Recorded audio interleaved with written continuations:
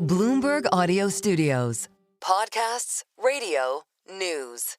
Well, I love what Majority Leader John Thune said. It's clear as mud in terms of the sequencing, but the priorities are clear for President-elect Trump in order to get his agenda through. And we're going to talk about that right now with former Speaker of the House, Kevin McCarthy. You know how challenging it is with slim majorities to get anything done in Congress. What's your advice to President Trump? Does he go for this one big, beautiful bill, or does he lean on the Senate, who wants to see a two-track approach? I think one bill is the right answer, and this is why. You've got to understand for you. But is it big?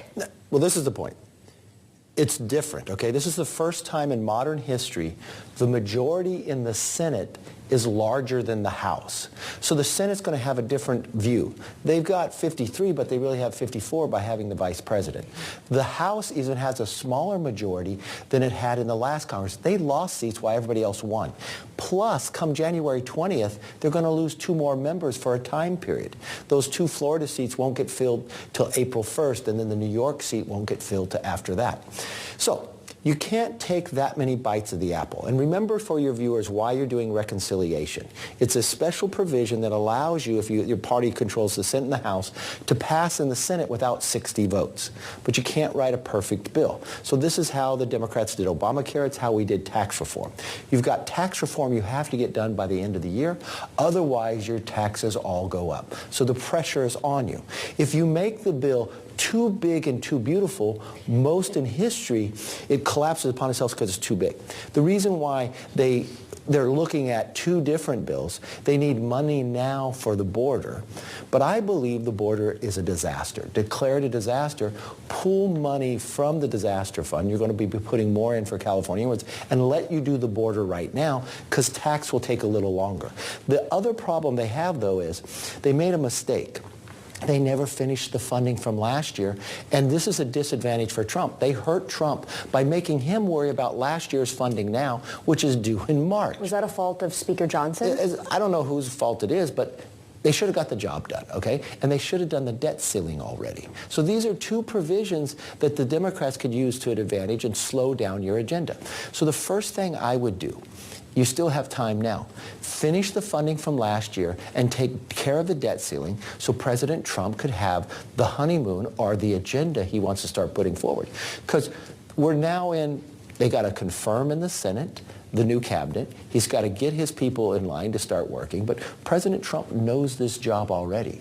He knows he's got 4 years. He's not going to waste one moment. He'll do tremendous on the executive orders, but he needs the legislative body to catch up to him. Who's going to be that moderating voice to make sure that it's not too big so that it doesn't actually collapse? Well, it's what I love. It's the free market. It's a natural that you'll see. So you think it's this bond market? We've seen yields go up. People starting to be very that's going to be on the debt. Financial discipline. Do you think the bond market does Congress have room to spend as much as Trump's rhetoric is talking about? Well, the problem is Trump's just now coming in. It's like I'm taking over a company. And remember what the debt ceiling is. You've got to give him leeway. So all it says is paying the debt that the last people had spent.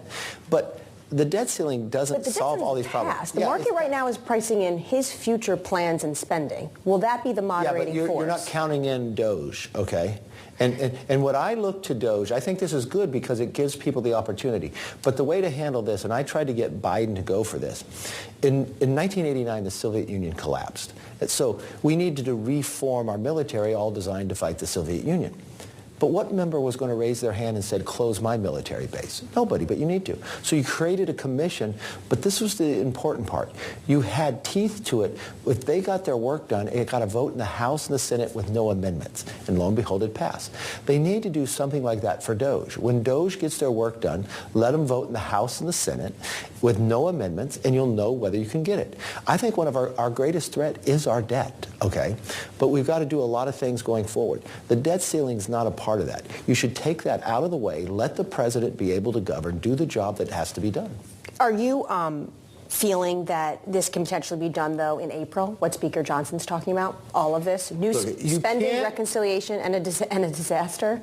Well, I think it's hard to say by April 1st because you haven't put Every vote matters. I'd wait till the Florida seats because that's 2 more seats.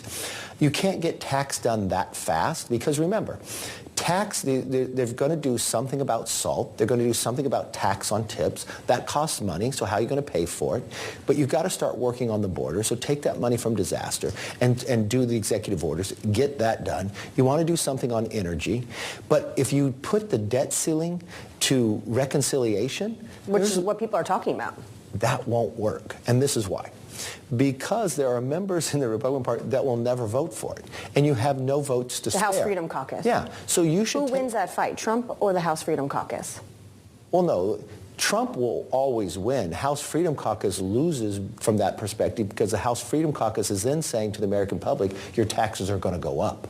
And you know, a lot of you've watched in the House Freedom Caucus, their former chairman was anti-Trump. They have anti-Trump people in that caucus, and it's unfortunate. So nobody can fight here. They've got to focus on priorities, but they've got to focus on the policy. You're not going to get it 100% right, but government isn't designed that way, right? You've got to have conflict because you've got to deal with the Senate. But you'll get this done. It's in the sequencing of how you do it. I also want to ask you mentioned California and the disaster at the top. How do you think Trump is going to deal with, when he's inaugurated, and the incoming tragedy, devastating fires that are apocalyptic, people not having their homes, not having enough water, not having enough firefighters? How is he going to work with Democratic Governor Gavin Newsom to solve this crisis? There's a third point, too. A lot of these families lost their insurance in the last 6 months because of Gavin Newsom's inability to deal with this problem. You know, the insurance companies wanted to raise the rates. They wanted to be able to make sure they can afford to insure. When he wouldn't focus on that issue, they have left the state. My mother lost her homeowner insurance from Geico, and she had no claims because California was uninsurable, and they ignored the problem. He gallivanted around. You know the saddest part about all of this? We've had these fires before. I went out to California with then President Trump, November 17th, 2018. We just had Paradise, where 85 people died. And we toured that with Gavin Newsom, who had been elected governor, not sworn in, and Jerry Brown. And then we flew down to Malibu that had a fire as well. I was in the meeting walking these places where President Trump is saying, you got to take the fuel away. Yeah, you're going to get a fire when there's wind and push it, but if it doesn't have fuel, it can't keep growing. The other problem, too, is had you worked on the evacuation ahead of time, instead of these cars getting stopped and people, that's what happened in Paradise. Mm-hmm. What about the infrastructure? You can't go to a fire hydrant and not have water. And President Trump worked on providing the water further, and you know who fought him on it? Gavin Newsom. But looking ahead, Trump is going to come in and want to make sure that California gets the money they need? I think you're going to see... Trump will be there for California. But what Trump's going to do, too, is you can't keep repeating the same mistake. I think you're going to see executive orders pretty early about the water again. The President Trump did that last time. Had Gavin followed through, we would have had water. President Trump was very serious about making sure taking out that fuel, protecting it, managing it so you won't have that.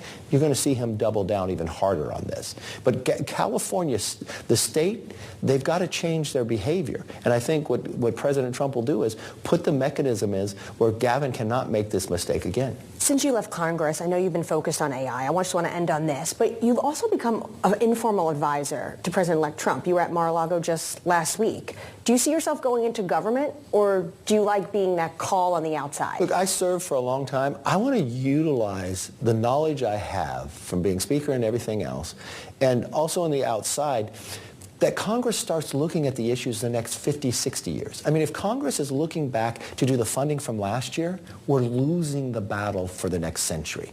And I firmly believe whoever captures AI and quantum, so these are all the issues I worked on while I was Speaker. You know, I went to MIT, which teaches a course to all the generals in our military. 4 years ago, I happened to develop a course to teach it to all of our members of Congress.